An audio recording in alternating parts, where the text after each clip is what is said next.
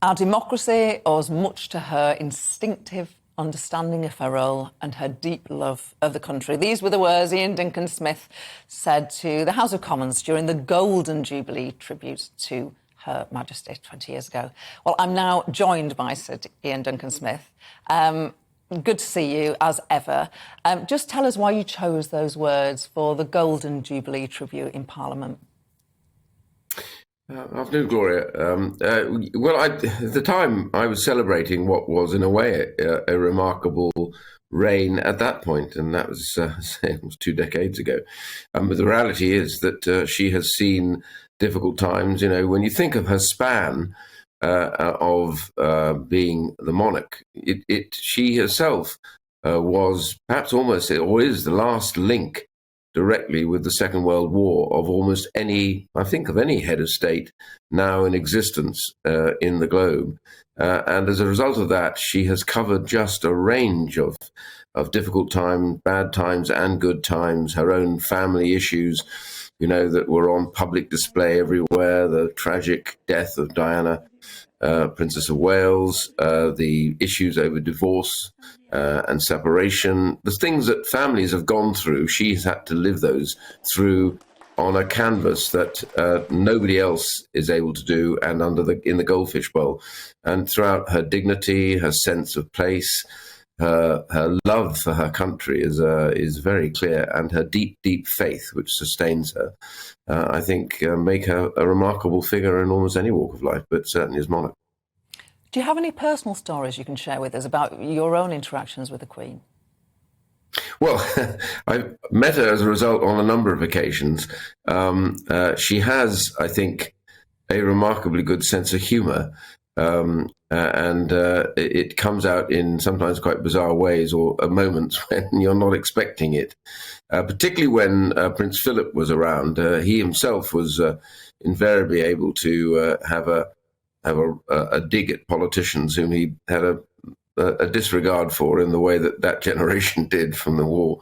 I have 2 little stories. One is of Prince Philip, actually, funny enough, and I was Secretary of State for Work and Pensions, and we were waiting in line when she was coming down to do awards for the civil servants.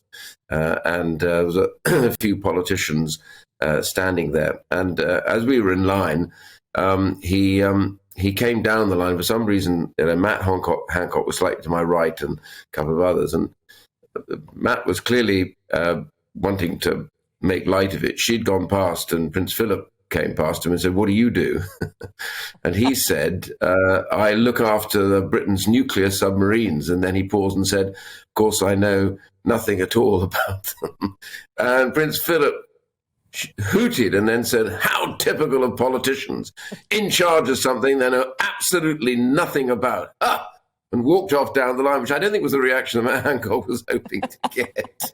And the other one was when I had had to step down as leader, as a number of leaders following me have managed to find out at some point. I had to go and pay a departing call on Her Majesty in her sitting room. And we'd had a rough old time and various accusations going on, which all turned out to be incorrect. But that notwithstanding, she was very sympathetic. We sat there, we talked for a little while, and she said she was sorry to hear of all of this. And I said, "Oh, well, never mind, Her Majesty. Nobody died, and I'm still here." And then she hooted with laughter, suddenly burst out laughing, and then suddenly looked at me and stopped, thinking maybe it wasn't a joke. There was a moment when she kind of froze, looking back at me, and then I smiled and laughed, and then she carried on laughing. But her immediate sense that there was a joke took place, and she laughed at it. And you can see this endlessly. Her sense of humour comes out again. So she's a very balanced individual. You have enriched our programme by sharing those anecdotes. Thank you. I'm sure everyone would agree, perhaps you in particular, the Jubilee celebrations must not be overshadowed by talk of a leadership contest. Should colleagues, in your view, hold off the public criticisms and announcements of writing letters till after the weekend of celebrations? Well, the polling tells me that the public is sick and tired of this, and I don't blame them, because I think everybody is. Doesn't take anything away from the issue. It was shocking. What happened in Downing Street and we discovered the Sue Gray report was a sort of collapse, really, in structure and discipline on civil servants as well as in the politicians. But this is her week.